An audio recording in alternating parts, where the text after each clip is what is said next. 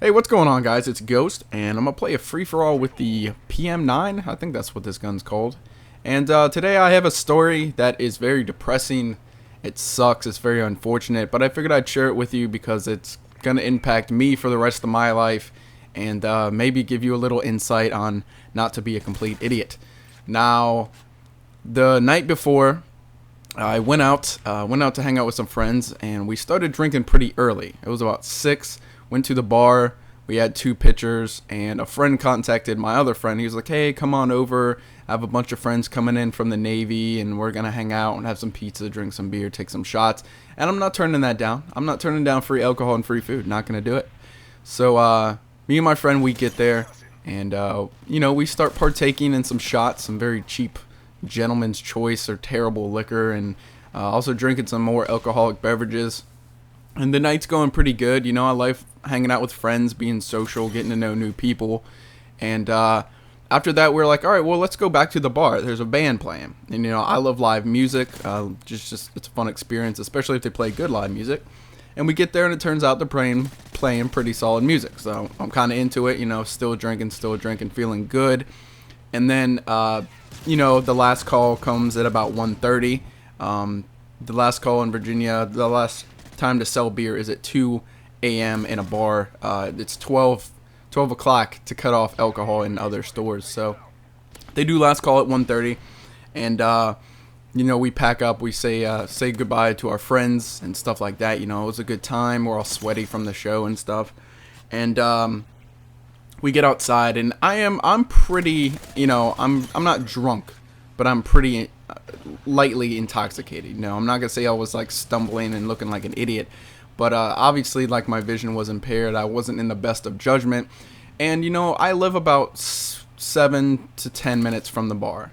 So I've never had the thought in my mind like, oh, if there is an indication of me not being able to drive, I'll always either sleep in my car, because I've done that before. When I'm completely wasted, I will sleep in my car. I just won't take the risk.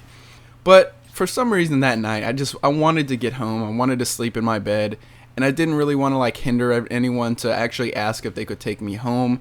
And once again, that's that impaired judgment factor that always comes with drinking alcohol. So I take the chance, and unfortunately I put my keys in my vehicle, which was the biggest mistake of all. So I'm driving, and the roads are disgusting. They're wet. It's rainy outside. We had a bad storm, and I was approaching a right turn, and unfortunately I was going a little bit too fast, and I don't know if I slammed on my brakes or I was just going to an increased speed that allowed the rear end of my vehicle to fishtail out in front of me. So the back end turned to the right as I was making the right turn, and the back end ended up in the ditch, and then the front end followed. So it wasn't a crash, it was just I skirt right into the ditch. And as soon as I did that, I was like, God, this sucks. Because one, I'm going to have to get out and push my car out. Plus, I'm kind of intoxicated. And as soon as I hit the ditch, blue lights right behind me. He was right behind me. And so I get out of the car, and I ask him, I'm like, how were you here so quickly? He was like, well, to be honest with you, son, I was responding to an alarm going off at the school right up ahead. And I was like, really? The odds of that. Like, the stars aligned in this situation. So initially, he does some initial, drunk tests, some roadside tests, and I do pretty well from what he says. But he says, he can still indicate that I'm a little intoxicated. So he's like, well, son, I'm going to have to take you in, and we'll do the BAC test at the station. So we get there, and I do blow the blood alcohol content machine, and I am legally intoxicated to operate a motor vehicle. So that requires me to get a DUI. As of right now, that's what I'm being charged with. And unfortunately, in the state of Virginia, they just do not fuck around with DUIs.